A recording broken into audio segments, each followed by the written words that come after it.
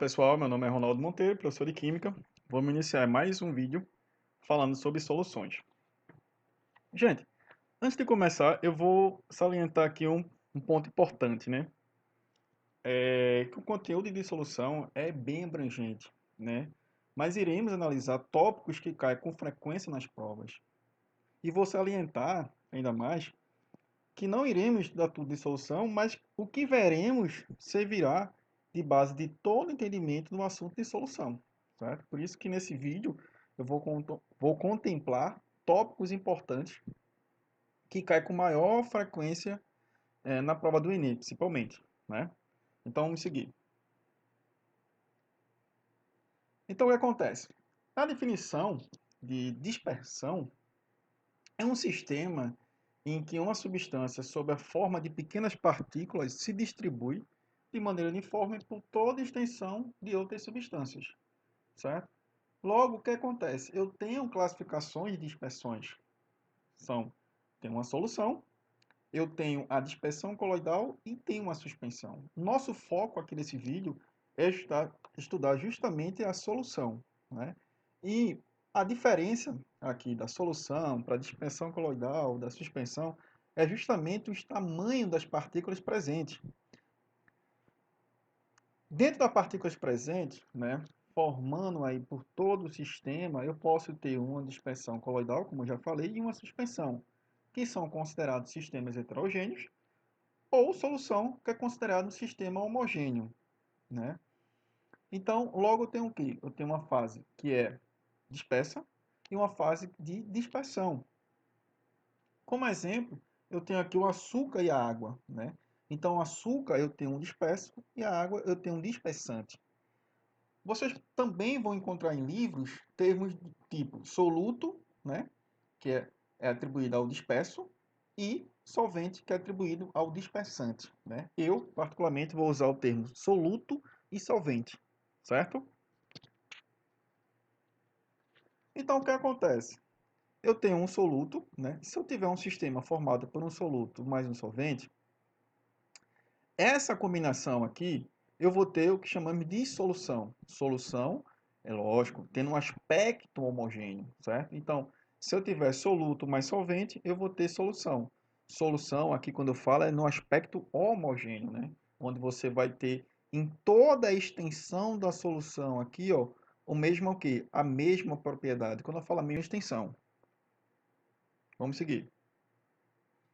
O que acontece? Dentro de um sistema, né, eu posso estar estudando outro sistema, né, que é o chamado de misturas, né? Então eu posso aí ter uma mistura homogênea, como é o caso aqui, com a água mais o açúcar dissolvido, e posso ter um sistema, ou melhor, uma mistura com dois sistemas, né, que vai ser atribuído o quê?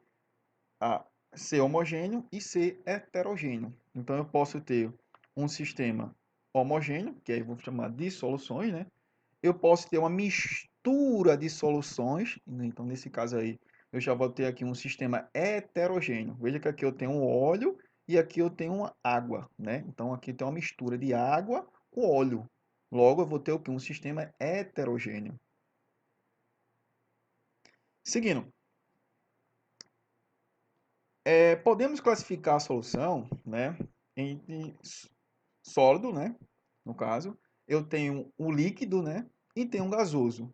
Nosso foco aqui de estudo vai ser justamente as soluções aqui, ó, no estado líquido, né, onde eu vou ter aí estudando aí, vou quantificar, vou calcular o soluto aí em uma determinada quantidade de solvente, né? Então nosso foco aqui dentro de soluções, mesmo sabendo que eu posso ter um aspecto sólido, líquido e gasoso, nosso principal objetivo aqui desse vídeo é estudar o que? É o sólido líquido. Então, a pergunta que eu deixo para vocês, né, ou melhor, a pergunta que eu faço para vocês é que vamos estudar o quê? Vamos estudar a solução. Beleza. Solução que envolve o quê? Soluto e solvente, certo? Ok. Mas será que existe um limite para eu colocar esse soluto? Nesse caso, eu vou falar soluto, mas eu vou atribuir aí a questão do sal. Então, será que o sal aí, existe um limite para dissolver nessa quantidade de água aí que é o solvente? Será que existe? Então, uma pergunta que eu deixo para vocês, né? Vocês param o vídeo aí, começa a pensar, refletir, será que existe limite? Não tem limite? Então, para a resposta dessa pergunta, vamos ter que estudar o quê? Ponto de saturação. Ou seja, existe um limite em que esse sal vai se dissolver na água, no caso solvente, né? Então, como exemplo, por exemplo, se eu tenho uma xícara de café, né? Vou colocando açúcar nesse café, e mexemos, né? Obviamente, esse café. Vamos observar que para alguns o açúcar vai desaparecer. O açúcar não desapareceu, o açúcar dissolveu, certo? Então, quanto mais a gente coloca açúcar, o que acontece? Vai ficar ali no fundo do café, se vocês observar, uma quantidade de açúcar. Então, ou seja, o açúcar não conseguiu mais se dissolver, né? Então, quando o açúcar não consegue mais se dissolver, ele chegou a um ponto de saturação, né? Em que não vai conseguir mais ser dissolvido naquele meio lá. É o caso como temos aqui, ó. Veja que eu tenho aqui ó, um açúcar que tem um açúcar dissolvido aqui, né? Nessa solução. E tenho aqui uma quantidade de açúcar que não conseguiu mais se dissolver nesse meio. Nesse meio aqui que eu estou usando é a água, certo? Então existe um ponto de saturação, né, desse sal, né? Então esse ponto de saturação é chamado de coeficiente de solubilidade, também alguns pode ser chamado de grau de solubilidade, né? Onde existe uma máxima quantidade de sal. Então, gente, eu espero vocês aí no próximo vídeo, né? Continue aí, no caso aí, com a gente, para a gente poder ter um maior entendimento do conteúdo de soluções. Então, até a próxima.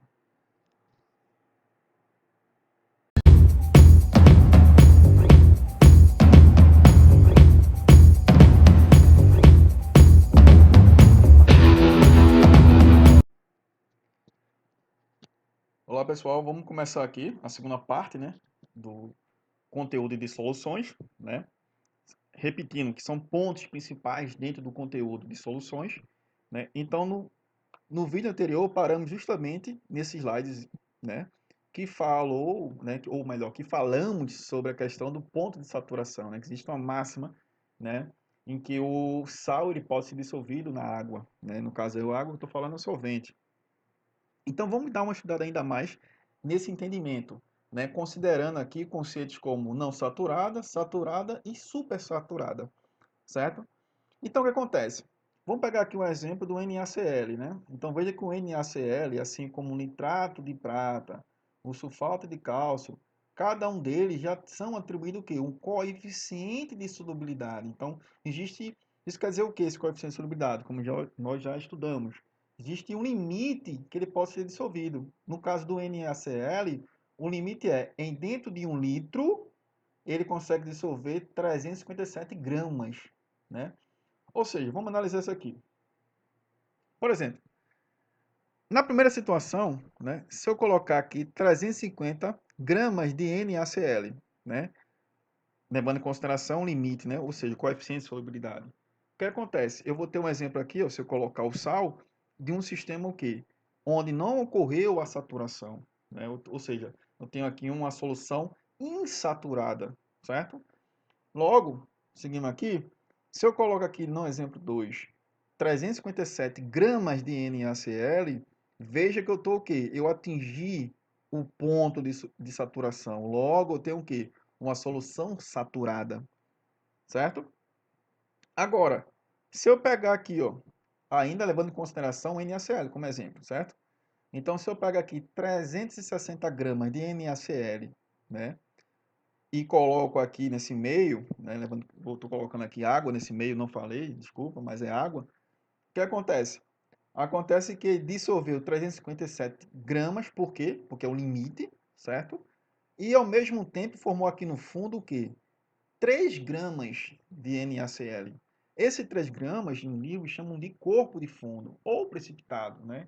Então veja que ele dissolveu 357, mas não dissolveu os 3 gramas. Por quê? Porque o limite dele é quanto? 357 gramas por litro, né? Então veja que eu tenho um exemplo de não saturada, saturada e supersaturada. Ainda falando sobre a questão da supersaturada, temos um fenômeno bastante importante, né? Ou melhor, bastante interessante, que é a supersaturada, mesmo formando aqui o corpo de fundo, que eu chamei aqui pode ser chamado de precipitado, esse precipitado ele pode ser dissolvido, né? Formando uma solução supersaturada, ou melhor, formando uma solução supersaturada instável, né? Porque a solução supersaturada é uma solução totalmente instável no momento que eu tento forçar essa essa dissolução aqui, ó, desses 3 gramas. Então, peraí, Ronaldo, vamos voltar um pouco a fita aqui que eu não entendi não. Vamos lá, vamos com calma. Quer dizer que essa solução supersaturada que está aí, que tu acabaste de mostrar, onde eu tenho 3 gramas de precipitado, então eu consigo dissolver esses 3 gramas? Pode sim, usando o quê? Alguns recursos, né? Vamos usar o recurso aqui da temperatura, né? Onde eu vou conseguir dissolver esses 3 gramas. Só que essa solução aqui, se eu conseguir dissolver 3 gramas, ela fica totalmente estável, a ponto de que, se qualquer, como é que se diz, qualquer toque nesse recipiente, né? Ou até mesmo qualquer cristal do próprio sal, o que acontece? Ele volta como é que se diz, ao precipitado. Olha, eu não estou conseguindo enxergar isso não. Por exemplo, veja que eu tenho aqui uma situação. Veja que eu consegui dissolver esse sal aqui presente, certo? Mas como ele é tão instável, né, a ponto que se você tocar nesse sistema, ou então você pegar aqui e colocar um cristal do próprio sal, ele volta o quê? Volta a se precipitar. Então isso é uma das características de uma solução supersaturada, é a instabilidade do sistema. Beleza? Vamos seguir. Então o que acontece? Quando a gente fala nesse tópico de curva de solubilidade, né, que é uma coisa bastante interessante, e é muito cobrada em termos de gráficos, né, então vai ser gráficos e mais gráficos. Né? Vamos ver poucas questões envolvendo curva de solubilidade sem ser gráfico. Né? Tem com gráfico e sem gráfico, mas a maioria são com gráficos. Né? Então o que acontece? Acontece aqui que vamos observar o gráfico de dois aspectos, né? Um é com temperatura e um são as condições da solução, certo? Então vamos primeiro aqui analisar com temperatura. Então veja aqui esse gráfico aqui, ó, onde eu tenho um processo endotérmico e processo exotérmico, que são conceitos que serão melhor visto lá no conteúdo de termoquímica, então não se preocupe, mas antemão, um processo endotérmico ele absorve energia e um processo endotérmico ele libera energia, certo? Então o que acontece? Acontece, gente, que eu só vou aqui desmembrar aqui esse gráfico aqui para vocês enxergar melhor, que eu tenho situações em que, observando aqui o eixo Y, né, é a solubilidade, né, o coeficiente de solubilidade que será formado, certo? E aqui eu tenho a temperatura, né, assim como esse outro também aqui, certo? Então, o que acontece? Se eu aumento a temperatura nesse primeiro gráfico, que é uma dissolução endotérmica, eu observo o seguinte comportamento, né? Que aumenta, né, a solubilidade desse sal. Vou usar aqui um exemplo como sal, né? E aqui ao lado, o que acontece com o aumento da temperatura? A dissolução, que é uma dissolução exotérmica, certo? Aqui, ela vai fazer o quê? Vai diminuir o coeficiente de solubilidade, certo? Então, com o aumento de temperatura, eu quero que você observe o seguinte: com o aumento da temperatura, você pode aumentar a solubilidade desse sal, certo? Ou então, com o aumento da temperatura, você pode diminuir a solubilidade desse sal. Eu quero que vocês entendam isso, certo? Ok? Vamos seguir. Então, o outro ponto com relação à curva de solubilidade que devemos analisar é o aspecto de quê? É o aspecto dos tipos de soluções como que vimos anteriormente, né, se tratando de solução não saturada, saturada e subsaturada. Então, o que acontece? Aqui eu tenho um gráfico, né? Aqui eu tenho uma reta. Então, qualquer ponto que eu pegar aqui, ó, abaixo da reta, né? Fora da reta e abaixo da reta, eu vou ter um ponto de não saturada, né? Então, veja que o sal, o exemplo que eu estou trabalhando, não vai estar o quê? Não vai estar saturado, certo? Então, se eu pegar qualquer ponto dentro da minha reta, eu vou ter uma condição de quê? De uma solução saturada. Então, qualquer ponto que eu pegar aqui, eu vou ter uma condição de quê? De uma solução saturada. E qualquer ponto fora da reta acima, né, qualquer ponto fora da reta acima, eu vou ter uma condição de quê? De uma solução super saturada. Então, veja que é importante ter esse entendimento com relação aos tipos, né, de solução, o comportamento dessa solubilidade do sal e também a questão da temperatura envolvida aí, certo? Então, gente, vamos parar por aqui. O próximo vídeo será com questões, certo? Que eu acho importante a gente trabalhar com questões, né? Para poder consolidar um entendimento desse assunto. Então, espero vocês aí até a próxima aula.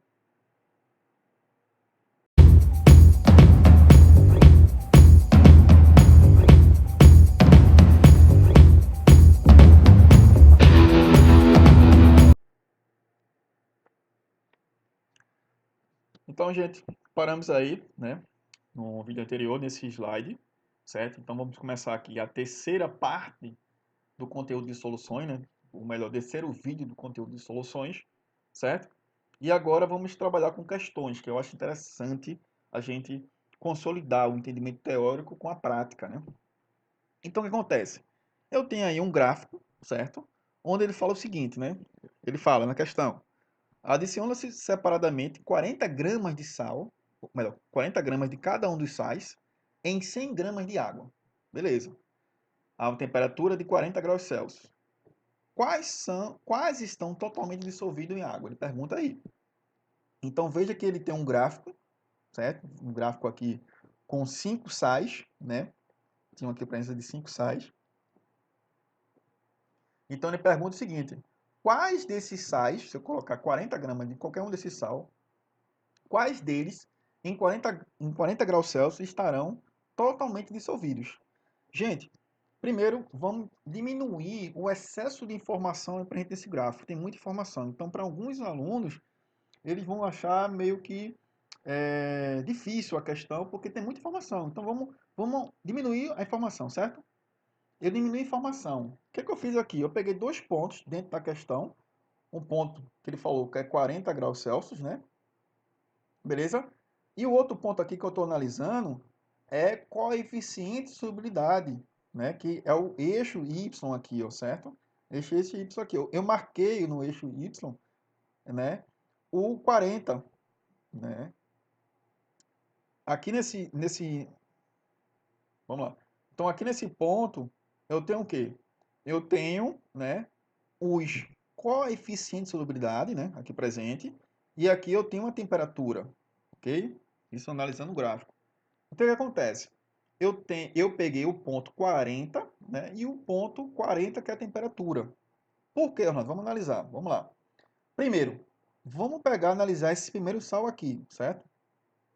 A princípio, não vamos preocupar com o nome de sais agora, certo? Que teremos uma aula de inorgânica, né? Onde aprenderemos a dar nome a alguns sais, certo? Então vamos analisar o primeiro sal. O que é que eu analisando aqui o primeiro sal, gente? Pegando aqui, ó, o 40 graus Celsius, né? E vendo aqui a solubilidade desse sal, nesse ponto 40 graus Celsius, certo? O que que a gente observa no gráfico? Observa que em 100 gramas, né, de água, né? Tá aqui em 100 gramas. Ele vai dissolver o sal aí próximo de quanto? Próximo de 10, né? Então, qualquer sal que você colocar, ou melhor, esse sal a 40 graus Celsius, ele vai dissolver aí quanto? Dentro de 100 gramas. Ou melhor, 100 gramas dissolve quanto dele? Próximo de 10. Essa é a informação do gráfico, certo? Não estou criando nenhuma informação, estou apenas aqui, ó, observando a situação do gráfico. Vamos seguir. Ó, analisando ainda o coeficiente de solubilidade, levando em consideração tanto o potássio, né, que é o KCl, e o NaCl, os dois aqui, ó, se a gente pegar aqui, ó, a 40 graus Celsius, veja que os dois estão em comum, né? Tem um ponto comum. Veja que o coeficiente de solubilidade dele é próximo de quanto? Está próximo de 38, né? Está próximo de 40, mas está em 38, certo? Beleza. Vamos seguir. Eu estou só analisando, repetindo, né? Eu só estou analisando qual é a solubilidade de cada sal nessa temperatura, gente. Certo? Nem comecei a questão ainda, só estou analisando. Vamos lá. Vamos analisar aqui esse outro sal aqui, que é um nitrato de potássio, certo? Eu tenho o seguinte, ó. Veja que a 40 graus Celsius, cadê o ponto aqui, ó? Ele está bem próximo de quanto? Está bem próximo de 65, né? Ali, né? Quase 70, 65, 70. Beleza. Vamos pegar aqui esse último, que é o nitrato de sódio. O que acontece? Eu tenho quanto aí, ó, analisando a 40 graus Celsius, coeficiente de solubilidade. Veja que o coeficiente de solubilidade dele é quanto? é 100, né? Ou seja, ele em 100 gramas de água, né? Os 100 gramas de água consegue dissolver 100 gramas de sal, certo? Beleza? Então, só peguei informações que tinha dentro do gráfico. Beleza. Aí, vê só, gente. Observando o coeficiente de solubilidade de cada um desses sais aqui, o que acontece? Se eu colocar 40 gramas de cada sal, veja que os únicos sais que estarão totalmente dissolvidos, né? Analisando o gráfico, serão esses dois aqui, ó, tanto nitrato de sódio como nitrato de potássio, né? Porque veja que se eu colocar 40 aqui, ó, levando em consideração 40 gramas, né, desse sal aqui, a 40 graus Celsius, veja que o limite dele, 40 graus Celsius, é quanto? No máximo 10. Então, não vai dissolver nada, ok? Beleza? Então, a grande sacada da questão aí é você diminuir o excesso de informações, como é que eu vou diminuir, e analisar o coeficiente de solubilidade de cada um dos sais, levando em consideração o quê? A sua temperatura, ok? Então, os únicos sais que conseguem estar totalmente dissolvido a 40 graus Celsius são esses dois sais aqui, ó, tanto nitrato de sódio como nitrato de potássio. Vamos seguir questões. Ainda com relação à curva de solubilidade. Então, veja só, galera. Tinha aqui um gráfico, ele pergunta o seguinte, ó. Ele fala de um sal hipotético, né, que está aqui apresentado por esse gráfico. Ele pergunta o seguinte: a quantidade de água necessária para dissolver 30 gramas de sal a 30 graus Celsius. Então vamos lá. Veja que o gráfico tem bastante informações. Então vamos reduzir. É lógico que é um gráfico simples, né? Comparado à questão que acabamos de fazer, beleza? Mas veja que mesmo assim é um gráfico que para alguns alunos eles ficam ainda que difícil identificar aqui quais informações que vão retirar. Então eu aconselho você fazer o seguinte, ó, pegar as informações que foram dadas nas questões que foi dada na questão, que é justamente o seguinte, ó. Primeiro vamos pegar o quê? A temperatura, que está aqui, 30 graus Celsius, certo? Ronaldo, como é que eu sei que é 30? 20, isso aqui é 40, aqui é quanto? 30. Veja que aqui é uma sequência, 40, 50, 60, 60, 70, 80, beleza? Ok. Então, ó, em 30 graus Celsius, certo? Eu vou pegar o quê? Outro ponto para identificar o coeficiente de solubilidade desse sal. Então, vou pegar aqui outro ponto. Esse ponto aqui, certo? Então, ó, analisando o ponto, né? Eu tenho que a 30 graus Celsius, certo? Eu tenho que, aqui, ó, isso aqui é 30, aqui é 40, né? Por que eu sei disso, Ronaldo? Porque, veja, só seguir aqui, ó, 30, 40, 50 e 60. Então, aqui é quanto? 40. Então, nesse ponto, a 30 graus Celsius, certo? Eu tenho que, meu coeficiente de solubilidade desse sal hipotético é quanto? 40 gramas em 100 gramas de água. Ou seja, eu tenho essa informação aqui, ó. Eu tenho que a 30 graus Celsius, esse sal hipotético, certo? Ele eu tenho 100 gramas de água, dissolve 40 gramas desse sal. Beleza? Então, se 100 dissolve 40, né? Isso aqui é a massa de água do solvente e aqui é a massa do soluto, certo? 30 gramas de sal, eu vou precisar quanto de água? Então, eu faço aqui essa relação de proporcionalidade. Por que proporcionalidade, Ronaldo? Porque dentro da curva de solubilidade, eu tenho aqui valores proporcionais, certo? Ou seja, se aqui é o 100 de água, sobe aqui para 40, X, né, que eu não sei, que eu quero saber, tá para quanto desse sal, certo? Então eu faço o produto dos meios pelos extremos, certo? E vou encontrar aqui valor 75, certo?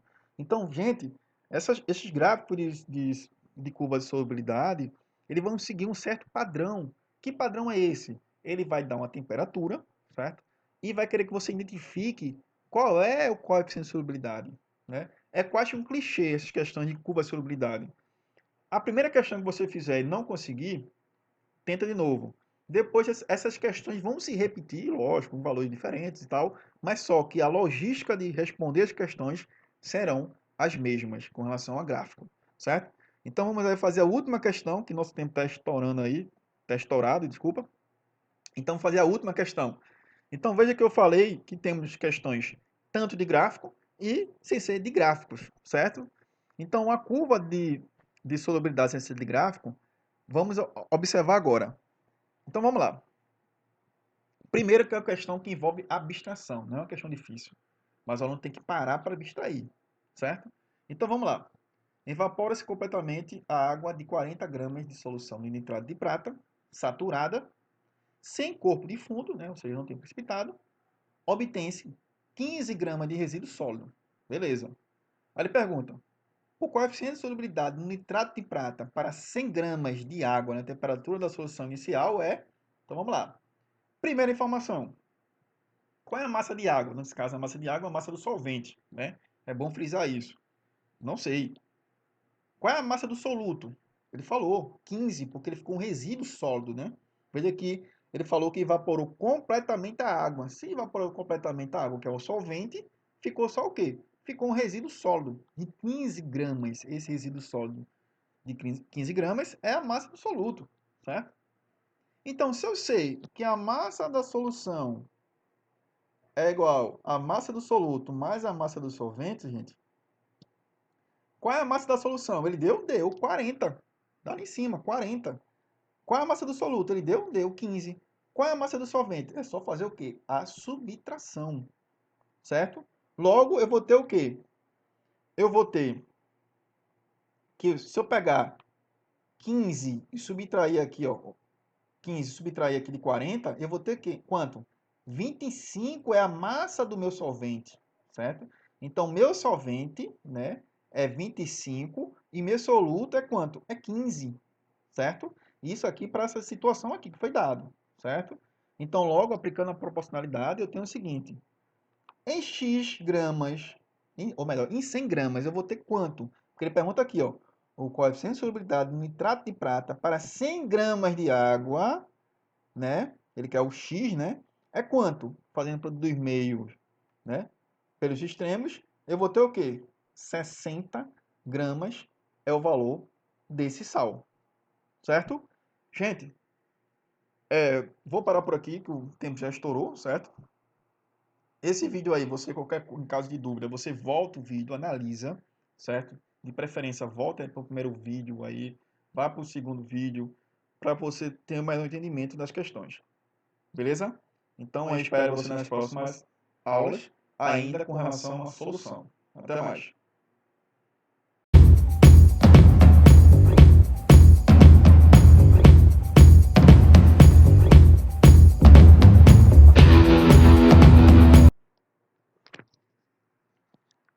Olá, gente. Vamos começar aqui a quarta parte, né, do vídeo, falando sobre soluções, né?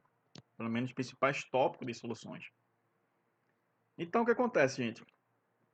Vamos estudar agora aqui, né, dentro de soluções, alguns tipos de concentrações, né? As concentrações mais cobradas aí, pelo menos do ponto de vista do Enem, certo? Então, o que acontece? Para eu começar a ver a questão das concentrações das soluções, eu vou usar aqui algumas simbologias para ficar melhor o entendimento, né? Então, o que acontece? Tudo que aparecer aqui, por o índice 1, vai ser em relação ao cálculo dissoluto, né? Tudo que aparecer o índice 2 será com relação às quantidades relativas de solvente. E que não aparecer nenhum índice é com relação, né, às quantidades relativas da própria solução, né? Então é só uma questão de simbologia para melhor entendimento dos cálculos de concentração, certo? Então a primeira concentração que é sempre batido no Enem aí é a questão da molaridade, né? Então eu dou uma dica aí para vocês, aprenda a molaridade, pessoal. Faça um esforço aí, tenda a aprender, faça bastante questões de molaridade, porque uma vez ou outra aí está sempre caindo no Enem. Ação, certo? Que é a quantidade de soluto, né, que é mols, pelo volume em litros, né? Lembrando que molaridade é justamente a quantidade de matéria, né, pelo volume. Só que esse N1, que é de soluto, quantidade de mols de soluto, é a relação de quem? A massa, né? Esse 1. Massa de quem? 1. Lembra do índice? Do soluto. Esse 1 aqui é o quê? Massa molecular de quem? Do soluto, certo? Então, esse N1 aqui, eu posso vir aqui e substituir, certo? Na molaridade aqui em cima, que vai originar essa minha formulazinha aqui, ó. Essa minha fórmula aqui. ok? Gente, quando eu vou trabalhar com cálculo de concentrações, né, vou dar só aqui só vou frisar aqui para vocês o seguinte: eita, o Ronaldo está me ensinando a calcular concentrações com fórmulas. Sim, é uma forma, né? Só tem ela? Não. Você pode calcular concentração usando regra de 3. Porém, eu vou usar aqui, para mim, nesse primeiro momento, né? Pelo menos nessa parte desse vídeo aqui, vou usar só fórmulas. Em outros momentos, estarei mostrando para vocês como é que se resolve com regra de 3. Beleza? Fica combinado aqui. Então, nesse vídeo aprenderemos com fórmula e no outro vídeo aprenderemos cálculo de concentração usando o quê? Regra de 3. Seguindo. Veja que eu vou colocar logo uma questão, né? Vou começar logo com questões para vocês terem um entendimento, né? E juntar aí a teoria com a prática. Não adianta ficar só na teoria não, certo? Então veja que é uma questão do Enem, né? Então vamos ler ela aqui. Ao colocar um pouco de açúcar na água e mexer até a obtenção de uma só fase, prepare-se uma solução. Beleza. O mesmo acontece ao se adicionar um pouquinho de sal à água e misturar bem. E até agora, uma substância capaz de dissolver o soluto é denominada solvente. Por exemplo, a água é um solvente para o açúcar, para o sal e para várias outras substâncias. Aí tá dando uma aula de química, né, até agora. A figura a seguir ilustra essa citação. Beleza, até agora. Então, o que acontece? Aí tem a figura, né? Que eu tenho soluto, solvente e solução. Aí suponha que uma pessoa, para adoçar seu cafezinho, tenha utilizado 3,42 gramas de sacarose, né? A massa molar é igual a 342 gramas por mol. Veja que deu a massa molar, beleza. Para uma xícara de 500, ou melhor, de 50 ml de líquido, certo? Aí pergunta, qual é a concentração final em mols por litro, né, de sacarose nesse cafezinho? Gente, o que, que eu devo lembrar aqui, ó? Daquela fórmula, né? Que é justamente eu tenho a massa do soluto, né? Tá aqui em cima, dividido pela massa molecular, né? Do soluto, veja que eu tenho um índice 1, e o volume, vezes o volume. Esse volume, lembrando que é em quê? É em litros, certo? Então veja que é uma questão que é aplicação direta de fórmula, onde ele deu a massa do soluto, da sacarose, e deu 3,42. Ele deu a massa molecular do soluto, que no caso é sacarose, e deu, que é quanto? 342 vezes. Ele deu o volume, deu. Mas só que o volume aí, gente, eu vou ter que transformar para quê? Transformar para litro. Né? Então, faço aqui uma regra de 3, né? Onde 50 ml, né, o que vale a 0,05 litros. Né? E aí eu substituir, faço aqui a operação matemática e vou encontrar quanto? 0,2 mols por litro. Então veja que é uma questão fácil, mas aplicou a fórmula, conseguiu responder a questão tranquilamente. Então, estude, faça uma forcinha, aprenda esse conteúdo de molaridade, né? Então, a outra concentração aqui é a concentração comum, né? Que temos aí a relação de massa do soluto pelo volume da solução. Eu tenho aqui a densidade, gente. Densidade aqui é outra concentração que o Enem adora. Viu? Densidade. Né? É uma relação, né? Que ele adora, o Enem. Certo? Vamos seguir. Eu tenho um título, gente. Título é justamente que eu posso falar de título, percentual e massa, né? Que é a relação, gente, de massa do soluto. Veja que eu tenho um índice 1 aqui, ó, embaixo do M. E aqui eu tenho um M que não tenho nada, logo eu vou ter o quê? Massa da solução, certo? É outra forma de apresentar o título percentual. Veja que aqui eu tenho a massa do soluto, né? Massa do soluto mais a massa do solvente. A soma dá o quê? Dá M, que é a massa da solução, certo? Tratando de concentração, é justamente a parte por milhão. Gente, parte por milhão que o Enem aborda, certo? A parte por milhão que o Enem aborda é justamente, é quase que brincar de conversão de unidades, né? Então, o que acontece? Eu sugiro que vocês tenham o entendimento de que 1 quilograma equivale a 1000 gramas, né? Tem aqui 1 litro, né? Veja que o que muda é só a parte de cima, né? No caso aí, se eu usasse aqui uma fração, né? Como assim, Ronaldo, que está dizendo? Por exemplo, eu tenho aqui no denominador litro, né? Vamos imaginar aqui, né? Não tá aqui escrito, mas vamos imaginar. no denominador é litro, né? E no numerador aqui, veja que é partes por milhão, por isso que chamamos de parte por milhão. Então aqui é mais, como é que eu posso falar? Entre aspas, é mais uma brincadeira de unidade que o Enem cobra de vocês, né? Ele pergunta assim, calcule parte por milhão. Então, para calcular parte por milhão, você tem que saber toda essa, ok? Então, gente, vou parar por aqui, né? Assistam as próximas aulas, né, de solução. É a última, né? Dentro desse ciclo dos principais tópicos de soluções. Então, eu aguardo vocês aí, estarei aguardando vocês na próxima aula, certo? Então, até lá.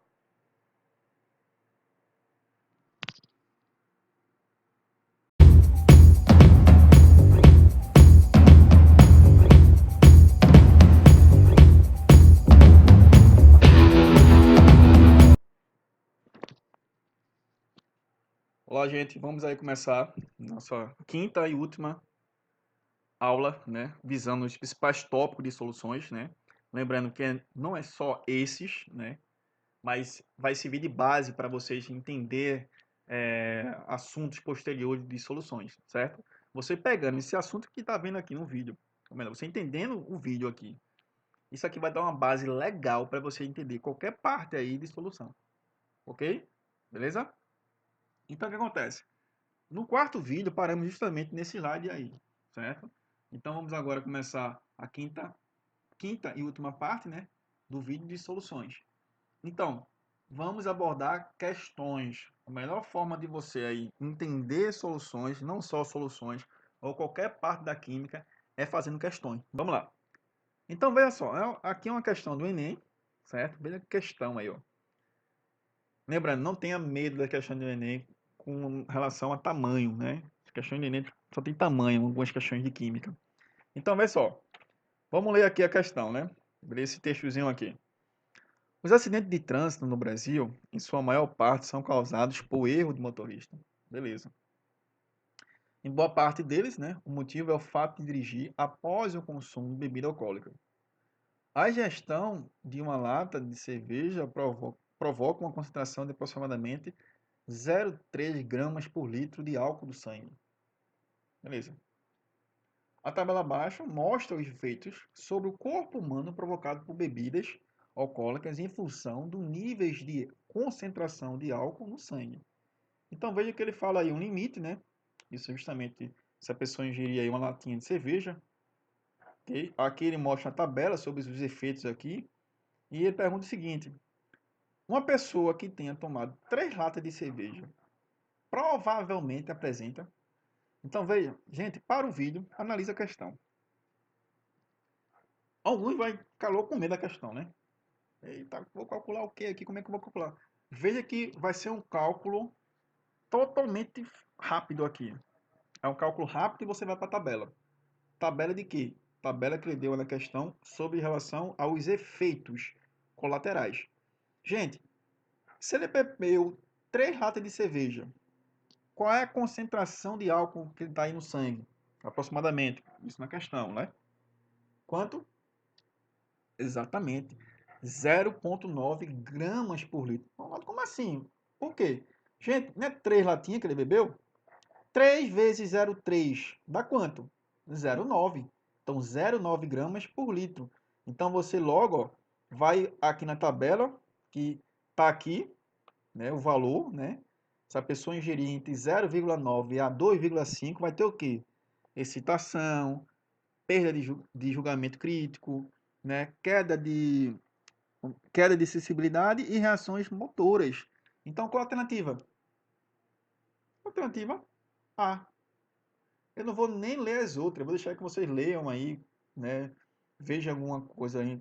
Então, veja que é uma questão do Enem, é uma questão simples, tranquila, tranquila, tranquila, certo? Foi um cálculozinho bem rápido.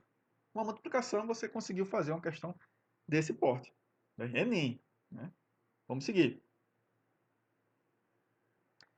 Ó, pelas normas vigentes, o litro de álcool hidratado que abastece os veículos deve ser constituído de 96% de álcool puro e 4% de água, de volume. Beleza. As densidades desses componentes são dadas na tabela. Então ele deu tanto a densidade da água como do álcool. Beleza.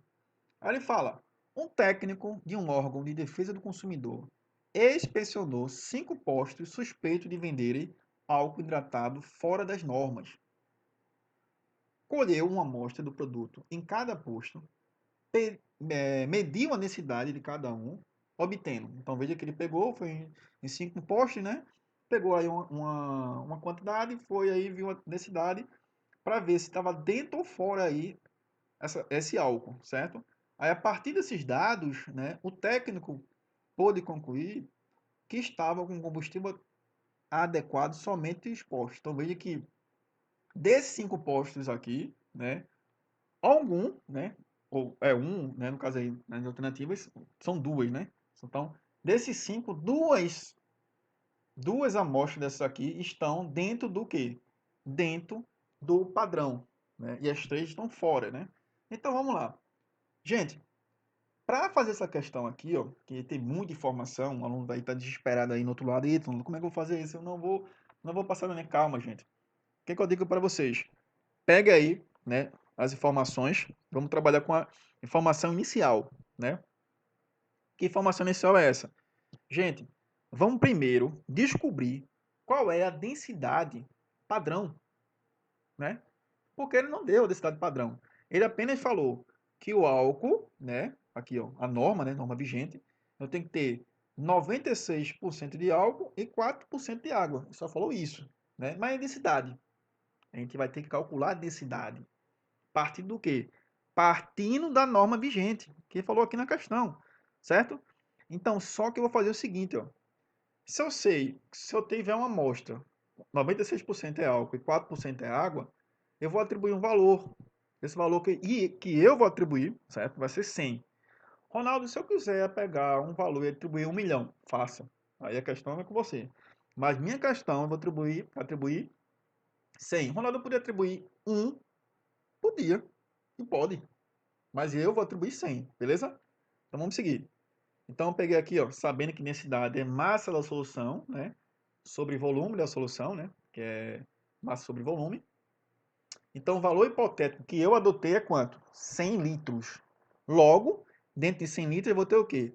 96 litros de álcool e 4 litros de água. Então, tu tira essa informação, gente, não é aqui, ó? Não é daqui? Eu apenas atribuí um valor hipotético de 100. Como eu falei, a minha questão estou respondendo assim, mas você pode botar aqui 1, pode botar 10, desde que você, dentro do valor que você atribuir aqui, ó, tire a porcentagem, gente. Então, por que eu botei 100? Porque fica mais fácil eu tirar aqui, ó, o valor, né? Aqui estava em porcentagem e vou ter aqui o valor. Beleza? A partir da porcentagem. Fica mais fácil para mim. Beleza? Vamos seguir. Feito isso, eu vou fazer uma regra de 3. Por que uma regra de 3? Porque, veja, esse valor hipotético que eu tenho aqui, ó, eu tenho 96 litros de álcool com 4 litros de água, certo? E a densidade do álcool é quanto? É 800 gramas por litro. Então, 800 gramas em 1 litro, tem 1 litro, né? 96 litros, né? Aqui, eu vou ter quanto de massa? Eu vou ter 76.800 gramas, né? 700 gramas. Beleza. Vou fazer o mesmo procedimento com a água, né? A partir da densidade da água aqui, ó. Certo? Vou usar a densidade da água para calcular qual é a massa aqui, ó, dessa água nesse meu valor hipotético. Beleza? Certo. Agora, gente, o que eu vou fazer? Eu vou aplicar a densidade, né? A fórmula da densidade. Lembrando que a densidade é o quê? É o volume, né? Qual o volume que eu fiz? Que eu usei 100. Por que 100? Gente, não é o valor que eu atribuí. Eu não usei 100 litros. Então vem para cá, ó. Ronaldo, se eu botasse 10 litros, então 10 litros entrava aqui. Se eu botasse 1 litro entrava aqui. Beleza? E aqui em cima, ó, eu não sei que é a massa da solução. A massa da solução é o quê? É o soluto, né? Mais o solvente. Ou seja, é tudo. Então, tudo que eu tenho aqui é quem? É o meu álcool e minha água. Então, eu somo. Logo, a densidade desse meu álcool aqui, ó, ou melhor, dessa minha amostra, que corresponde justamente à norma vigente, é quanto? 808 gramas por litro. Certo? Então, essa é a minha densidade. Eu achei a densidade, gente. Então, quais são os postos de gasolina que estão dentro da norma vigente? Ou seja, estão comercializando o álcool dentro da norma. Quais são os postos? Observa aí. Então, vê. Vamos lá, bem rapidinho, que está estourando o tempo. Ó, é o primeiro? Não. Porque o padrão, né, a norma é quanto? 808 gramas por litro. Aqui eu tenho quanto? 822. Então não é. É o segundo? Não. Que já passou. Esse terceiro, 815, né? Tá aí, não também. Então, o que sobra aqui é 808, né? Que é justamente, e 805, certo? Veja que a diferença aqui é pequena, né? Então, comparado aos demais, né? Onde tem um valor totalmente discrepante, né? Muito alto a diferença aqui, ó, de 808 para os três primeiros postos, certo? Então, esse último aqui posto, mesmo sendo um pouco diferente, entra na contabilidade, certo? Então, a resposta é a letra E. Beleza? Então, gente, veja que é uma questão do Enem, não foi uma questão difícil, só usei a regra de 3, certo? Diferentemente daqueles outros exercícios, só usei a regra de 3. E é um tipo de questão que o Enem adora, gente. É esse formato de questões que eu vou trazer mais questões com esse formato aí para vocês praticarem, né? Ou seja, para a gente praticar aqui junto, né? Então, espero vocês aí até o próximo vídeo, né? Com outro assunto. Então, bom estudo aí para vocês e até a próxima.